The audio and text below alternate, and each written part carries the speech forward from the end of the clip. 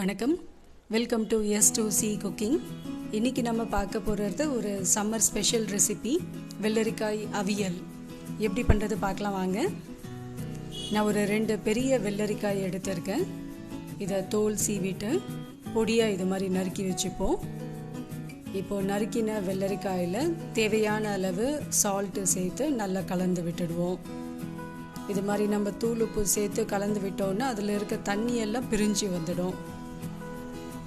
இப்போ இதை நல்லா இது மாதிரி கலந்து விட்டுடுவோம்.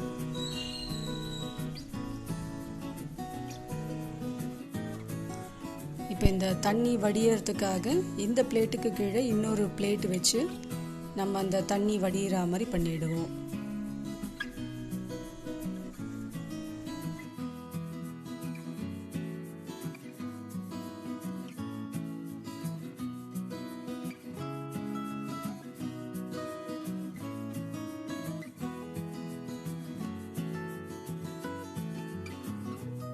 இது தண்ணி நல்லா வடியட்டும். அதுக்குள்ளே நம்ம இதுக்கு தேவையான விழுது அரைச்சிப்போம். 2 துண்டு தேங்காய், 1 ஸ்பூன் சீரகம், 2 சின்ன பச்சை மிளகாய் சேர்த்து மிக்சியில் ஒரு விழுது மாதிரி அரைச்சிப்போம். நல்லா நைஸாகவே அரைச்சிக்கலாம். தண்ணி சேர்க்கணுன்ட்டு அவசியம் இல்லை. தண்ணி சேர்க்காமல் நல்லா ஒரு தூள் மாதிரி அரைச்சிப்போம். இப்போ ஒரு கடாயில் ஒரே ஒரு ஸ்பூன் எண்ணெய் சேர்த்துட்டு, இதுக்கு எண்ணெய் நிறைய சேர்க்க வேண்டாம், 1 ஸ்பூன் சேர்த்தாலே போதும். 1 ஸ்பூன் எண்ணெய் சேர்த்து எண்ணெய் சூடான பிறகு கடுகு, உளுத்தம்பருப்பு, கருவேப்பிலை போட்டு தாளிச்சிட்டு நம்ம அந்த வெள்ளரிக்காயும் இது கூட சேர்த்து வதக்க போகிறோம்.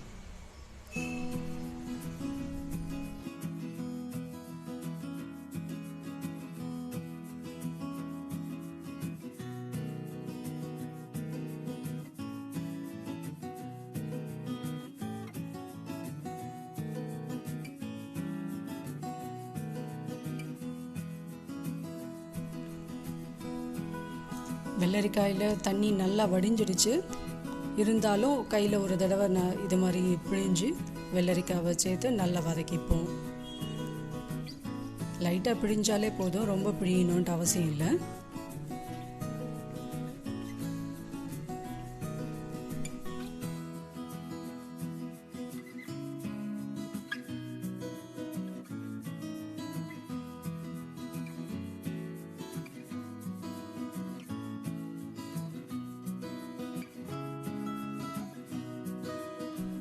இப்போ இந்த வெள்ளரிக்காயோடு நம்ம அரைச்சி வச்சுருக்க விழுதையும் சேர்த்து நல்லா வதக்கிப்போம்.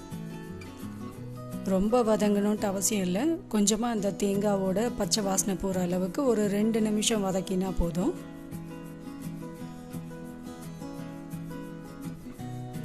இப்போ இது நல்லா வதங்கிடுச்சு. தண்ணியெலாம் எதுவுமே வரல பாருங்க, தண்ணியெல்லாம் நல்லா சுண்டிடுச்சு.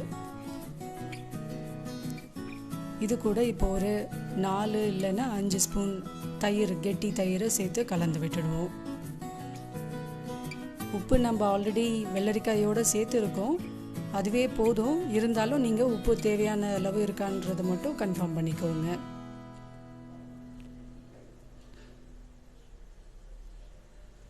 தயிர் சேர்த்து நல்லா இது மாதிரி கலந்து விட்டுட்டோன்னா நம்மளோட வெள்ளரிக்காய் அவியல் ரெடி.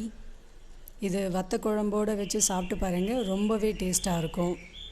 வெயிலுக்கும் ரொம்ப இதமான சைட் டிஷ்ஷை கண்டிப்பாக வீட்டில் ட்ரை பண்ணி பார்த்துட்டு உங்கள் கமெண்ட்ஸை நம்ம கூட ஷேர் பண்ணுங்கள். தேங்க்யூ.